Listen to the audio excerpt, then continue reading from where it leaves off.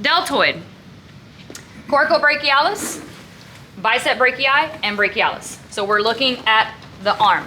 Now for your pec major, you're only going to draw what you have access to. So you're going to get the clavicular head and a little bit of the sternal head. So you're going to need to palpate for the clavicle, right? Remember that clavicular head attaches to about half of that clavicle and then down the sternum. I'm just going to go down to where the sheet begins, right? Same thing with ladies. You just go what you have exposure to.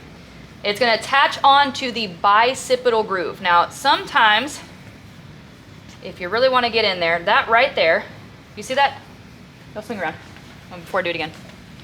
So I've got my finger on the bicep tendon that comes around and attaches to the labrum. I want you to watch right here. Mm-hmm. See that? Mm-hmm. Look at his face. It's usually not very comfortable, especially if people are active, right? But all I'm doing is I'm flicking that tendon, and what that causes is a real quick stretch reflex. So that, if y'all remember from your posterior module, we talked about the stretch reflex. Mm-hmm. When you really quickly stretch a muscle, it's gonna contract in response to that. That's from our posterior mod. So what I'm doing is I'm doing that thing to the bicep. By flicking it and strumming it, I cause a real quick stretch, and then it subsequently goes through its reflex, and it does a real quick contraction. And so what you're seeing is that contraction. I can find it again. There we go. Oh, I'm sorry. I know I'm hurting you a little bit. And you see that where that tendon's going. Okay? So that's your bicep tendon. But what I'm feeling for, remember that tendon goes through that bicipital groove. So I'm going to palpate for that tendon. And you usually can feel it pretty easily. If you follow this edge of the bicep up, I know, I'm so sorry. I'm just digging on him. I'm gonna follow that up, and I know that that tendon is running through the bicipital groove. I know that just below the acromion is the glenoid, the glenohumeral joint, the ball and socket joint. So I can make an assumption that the groove that it's running through is right through here.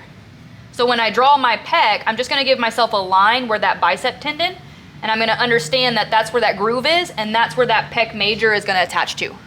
So you can try that on your partner. If you just kind of grab the front deltoid and just strum like that, you do kind of gotta get in there a little bit. It is gonna be a little uncomfortable for them, so just tell your partner, hang on. Try to find that tendon. You might get that reflex, you might not, but I want you to find that stringy tendon in there and then follow it up, and just give yourself a little line for that bicipital groove. Does that make sense? Yes. You're just marking where that bicep tendon is. So that's going to be your attachments for the pec, the clavicle, the sternum, and then coming across that bicipital groove. Your deltoid, pretty easy. Clavicle again, your acromion, and the scapular spine, just like we palpated for the trap. It's going to pick up where that trap leaves off. So I'm just going to mark that lateral third of the clavicle, the acromion, and then the scapular spine, as much as I have access to until I hit the table. And then I'm going to draw down to the deltoid tuberosity. So I'm going to do the same thing I did earlier, but on him and not myself. And I'm going to find where it gets kind of bony, right? Where it's no longer that soft, supple muscle tissue. And then all of a sudden it's just kind of like there's tissue, but it's more hard. I'm going to mark that, and then I'm going to connect the dots. Right? We following? Yes. Okay, I'm going to swivel around to the arm here. I put my tripod right in my way. All right, so now we've got bicep, coracobrachialis, and brachialis. Coracobrachialis and one of the head of the biceps attaches to that coracoid process. It's very difficult to find, but you can make an assumption about where it's at. If you find the acromion, so the flat bone on the top of the shoulder, I want you to come in and down a little bit. Now you can try to palpate in there.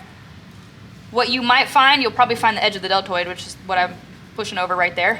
But if I try to get up underneath that, sometimes if you slack, go ahead, relax, I'm just gonna hold it up. If you slack and then push in, there we go. It might be easier to find. So it's about right there. This one doesn't have to be as accurate. I'm just looking for an approximation. So it's about right there. So that coracobrachialis is going from that coracoid process, and then about mid-shaft of the humerus. So I'm gonna just palpate to the inside of his arm, almost like I'm trying to grab his bicep. And now remember, this one's pretty hard to feel, but if I start palpating in through here, I'm going to feel that little bundle of both the coracobrachialis and that medial head of the bicep coming in, right? They're going to go up towards that coracobrachialis. So I'm going to draw my dot here, draw my dot mid-shaft of the humerus. That's where my coracobrachialis is going to be. Now bicep, I can have my partner flex. I'm gonna give you a little bit of resistance at your wrist. Go ahead and flex your bicep for me. Yeah. So you can make them flex, make it pop out. You can palpate the tendon. So go ahead and flex again. Yeah, flex your bicep, curl. There you go, not your wrist, there you go. So there's the tendon. So I can put my little dot there. I know it's attaching to the radial tuberosity. And then I can draw my line going to the coracoid process. I almost said coracobrachialis. Coraco process. And then I know that that other head goes up to the labrum, right? And I could feel that one if I want to dig in on him again, wherever it went.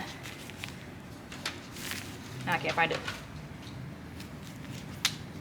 I lost it. But anyways, you would do the same thing, right? Draw that line coming up through that intertubercular groove to the labrum. Draw the other one coming up to the coracobrachialis. Give it some life, right? Give it some body. Your bicep's not a little strap, it's a little bulk, right? And that'll be your bicep. And then the last one is your brachialis. It's underneath your bicep. Remember, it starts at about mid-shaft of the humerus, and then it's going to attach to the ulnar tuberosity, so it's going to be more this way. But it's essentially just this little bulky muscle right here. So about even with your deltoid tuberosity, you can come over, you can start feeling in on there. You'll notice that down here, it's a little meatier. So when you fall off the deltoid and you're kind of palpating around, it's going to just feel kind of strap-like in there because you're feeling the upper heads of the bicep, a little bit of that coracobrachialis. And then as you come down, there's more bulk, and that's where that brachialis is. So again, you can try and get down in there and really feel for those tendons. There's the bicep tendon right there. And I can do my best to try to feel underneath it to the brachialis, but the brachialis is deeper and its tendon is a little bit thicker. So it just kind of all feels like tissue in there. But that'll be your brachialis. It'll look like a little bulb right here coming down to the elbow. Does that make sense? Mm-hmm. Understand what you're looking for? Yes. Okay. Let's break. Let's get a person on the table. Go ahead and palpate all your bones, mark them, and then let's draw our muscles. And practitioners are washing your hands.